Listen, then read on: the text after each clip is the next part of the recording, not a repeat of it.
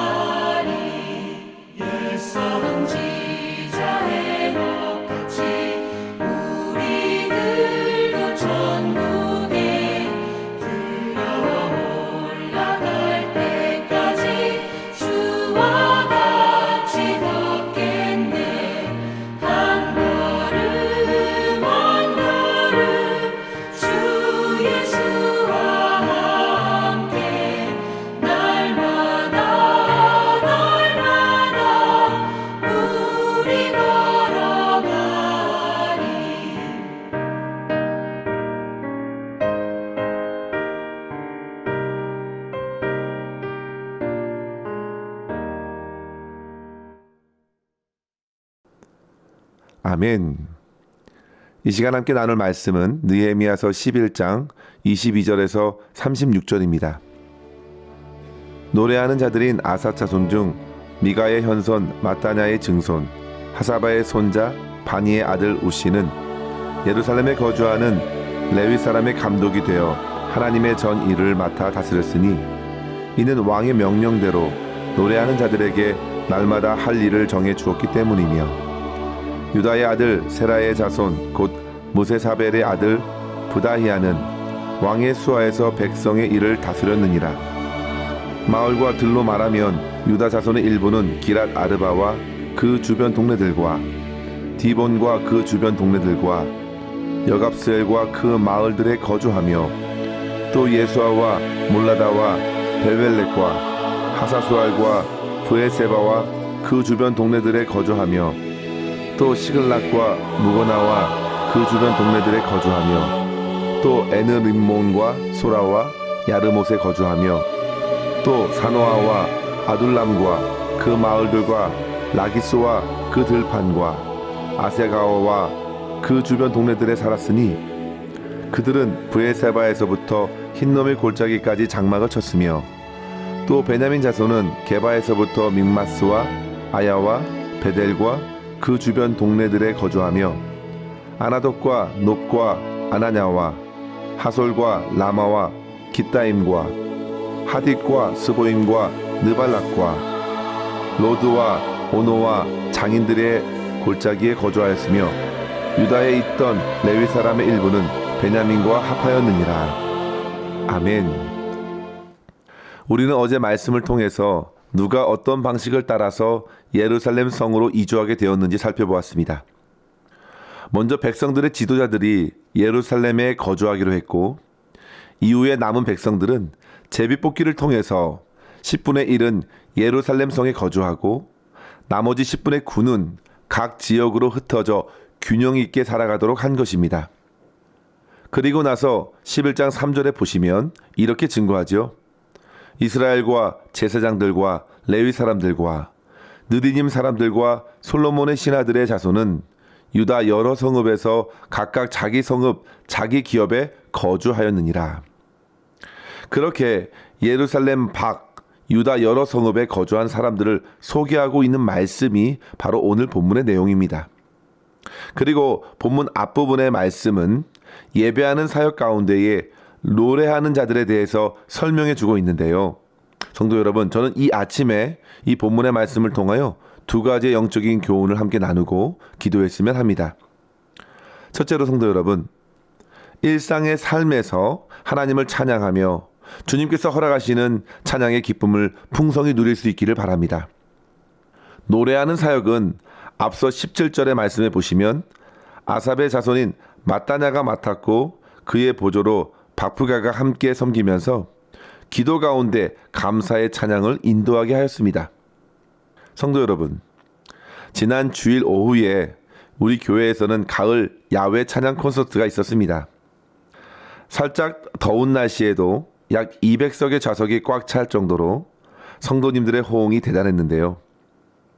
이번 찬양 콘서트는 여러 사람들이 참여하면서 참으로 뜻깊은 시간이 되었습니다. 힐사이드의 한 자매님은 피아노 연주로 시작했고 조이 찬양팀은 실로암 찬양을 함께 부르면서 열기를 더했죠. 그리고 랩으로 찬양한 집사님도 생각이 나고 워십 댄스로 찬양했던 우리 유초등부 친구들, 그리고 악기로 찬양한 청소년들, 정말 세대와 문화를 초월하여 하나님의 이름을 높이는 귀한 시간이 되었습니다. 그리고 말미에는 악기와 중창, 그리고 오케스트라의 연주를 통해 온 성도들이 한 마음으로 주님을 찬양할 수 있었습니다. 성도 여러분들께서 모두 귀한 은혜를 누리는 것을 보면서 저 또한 참으로 기뻤습니다. 사실 많은 분들께서 예배에 참여할 때마다 하나님의 말씀을 듣는 것을 가장 주된 이유로 생각하곤 하지만 성도 여러분, 귀한 말씀을 받는 것만큼이나 찬양과 기도의 시간도 결코 양보할 수 없는 것입니다. 느헤미야가 일깨운 성도들이 초막절기를 마치고 다시 모였을 때에 9장 말씀에 보시면 그들은 낮 4분의 1, 그러니까 3시간 동안 하나님의 말씀을 들었습니다. 그리고 이어서 낮 4분의 1, 3시간 동안 죄를 자복하고 하나님을 찬양으로 경배하였다 했습니다. 그만큼 말씀과 고백의 시간이 거의 비슷하게 진행된 것입니다. 성도 여러분, 우리 교회에서 드려지는 예배도 한번 생각해 보십시오. 약 1시간의 예배에서 말씀을 듣는 시간이 30분이라면 찬양하고 기도하는 시간도 약 30분입니다. 놀랍지 않으신가요? 하나님의 말씀을 듣는 시간은 하나님께서 우리 교회와 가정, 그리고 우리 각자의 인생에게 주시는 메시지 시간입니다. 이 시간은 오로지 주님의 시간입니다. 그렇다면 성도 여러분, 찬양과 기도는 누구의 시간인가요? 엄밀히 말하면 그 시간도 성도 안에서 역사하시는 성령 하나님의 시간입니다. 그래서 진리와 영으로 예배하는 것은 맞습니다. 그런데 성도 여러분, 그 성령 하나님께서는 성도들의 심령 안에 역사하셔서 말씀을 주시는 그 하나님을 향한 믿음의 고백과 간구, 찬양과 결단을 이끌어 주시기 때문에 성령께 인도받는 성도들의 시간이 됩니다. 특별히 공동체의 찬양이 중요한 것은요, 특정한 한 사람의 고백이 아니라 교회를 이루는 온 성도들이 함께 같은 언어로 조화를 이루어 드리는 고백으로서 매우 중요한 것입니다. 그래서 찬양과 기도는 성도들의 믿음을 표현하면서 주님을 높이는 시간이 되죠. 이러한 이유로 예배 중에 노래로 섬기는 사역자들은 말씀의 제목을 확인하고 그와 맥을 맞춰 조화롭게 찬양의 곡을 선정하는 것입니다. 우리에게 잘 알려진 부흥 설교자 무디 목사님께서는 항상 말씀 집회 때에 찬양 사역자 생키와 함께한 것이 이를 보여주는 좋은 예라 할 수 있겠습니다. 생키는 그의 나이 31세부터 무디 목사님에게 권유를 받고 이후 계속되는 전도 집회에 동역하면서 수많은 영혼들을 그리스도께로 인도하였습니다. 무디가 전하는 비교적 쉽고 비형식적인 메시지와 함께 생키의 감미로운 찬양은 실로 절묘한 조화를 이루면서 수많은 사람들을 깨웠습니다. 생키는 그의 생애 동안에 약 1200곡의 찬송곡을 썼다고 합니다. 오늘날 우리들에게도 아주 잘 알려진 곡들이 많습니다. 어려운 일 당할 때, 나 주의 도움 받고자, 십자가 군병되어서, 주 날개 및 내가 편안히 쉬네. 정말 수많은 찬송곡을 작곡하여 부르면서 말씀에 믿음으로 반응했던 성도들의 그 고백을 아름다운 노래로 선율로 주님께 드리게 한 것입니다. 성도 여러분, 오늘 말씀에도 보시면 22절에 노래하는 사람들의 감독자로 우시는 앞서 말씀드린 마따냐의 증손자라 했습니다. 그렇게 그들은 대대에 이어서 노래를 담당한 것입니다. 그의 일은 성전에서 찬송하는 사역으로 섬긴 것입니다. 그런데 성도 여러분, 23절에 보시면요, 그 사역을 왕의 명령대로 하게 되었다 했습니다. 이것은 당시 성전 안에서 노래하는 사역을 잘 감당할 수 있도록 왕의 명령 안에서 가능해졌다는 사실입니다. 그만큼 성도 여러분, 하나님께서는 바사왕을 통해 성전 안에서의 주님을 노래하는 사역이 가능하도록 열어주신 것입니다. 그리고 더 나아가서 23절에 보시면 우씨는 노래하는 자들에게 날마다 할 일을 정해 주었다고 했습니다. 성도 여러분, 그렇다면 그 일이 무엇이었을까요? 그것은 아침 저녁으로 드려지는 상번제와 함께 진행되는 찬양 사역이라고 할 수 있겠습니다. 뿐만 아니라 성전에서 행해지는 여러 가지 의식들 가운데에 찬양을 드리면서 하나님의 임재를 높이고 하나님을 향하여 믿음의 고백을 드릴 수 있도록 일깨워주는 역할을 한 것입니다. 성도 여러분, 이러한 말씀을 가지고 우리는 어떻게 우리의 삶에 적용할 수 있겠습니까? 그것은 매일매일 우리 또한 주님의 말씀을 듣는 것도 중요하지만 더 나아가 찬양의 고백으로 주님을 즐거이 노래할 수 있겠습니다. 주의 말씀이 우리의 아둔한 지성을 깨워준다면 찬양이야말로 우리의 무감각한 감성을 깨워서 주님의 말씀을 우리의 마음판에 분명하게 새겨넣게 할 것입니다. 결국 성도 여러분, 지성적인 측면과 감성적인 측면이 둘 다 깨어나서 주님을 따르고자 하는 의지를 더욱 강화시키는 것입니다. 성도 여러분, 자주자주 찬송가로 하나님을 찬양하시고 주님의 사랑과 은혜를 노래하시기 바랍니다. 저와 여러분의 찬양 중에 거하시는 우리 주님을 일상의 삶에서 풍성히 경험할 수 있기를 바랍니다.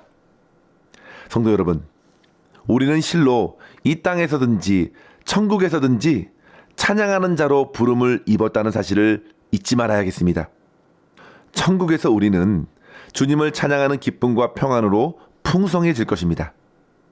그런데 그 찬양을 오늘 이 땅에서 우리가 들으면서 천국을 경험하는 것이죠. 이를 위해서 하나님께서는 필요한 모든 것을 공급해 주실 것입니다.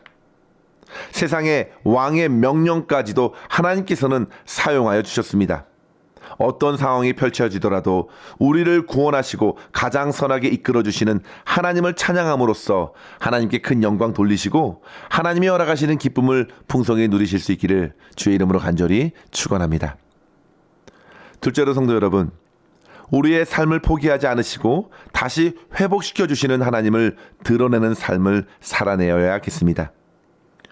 오늘 말씀 후반부에 보시면 유다와 베냐민 자손이 지방의 어떤 곳에 거주하는지를 보게 되는데요. 이러한 지명을 보시면 그들이 이전에 여호수아의 뒤를 따라 가나안 땅을 정복하고 땅을 분배받는 것과 비슷해 보입니다.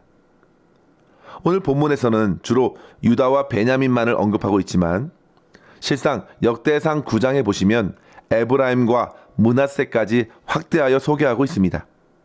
성도 여러분, 그렇게 그들이 과거 선조들이 살았던 성읍들에 다시금 들어가 마을을 형성하고 거주하게 된 것은 바로 하나님께서 무너진 유다를 그저 내버려 두지 않으시고 다시 회복시켜 주실 것을 믿음으로 바라보게 하신 것입니다.